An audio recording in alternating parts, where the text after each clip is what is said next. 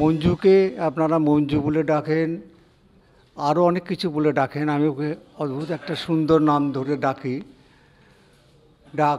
নামটাও নিয়েছে। ওকে আমি সুধা রানী বলে ডাকি, সুধা বলে ডাকি। রবীন্দ্রনাথের ডাকঘরের সেই বিখ্যাত চরিত্রটির কথা আপনাদের মনে আছে। মঞ্জুকে এখানে নিয়ে এসে কবিতা পড়ানোটা খুব অন্যায় হয়ে গেছে। মঞ্জু যেভাবে ঘরে বসে, আমার সাহিত্য পরিষদে একটা ঘর আছে, সেখানে গোটা টেবিলটা নুড়ি দিয়ে গোছানো, সেখানে ও গান করে, সেখানে ও কবিতা পড়ে, তখন একটা অদ্ভুত সুন্দর লাগে।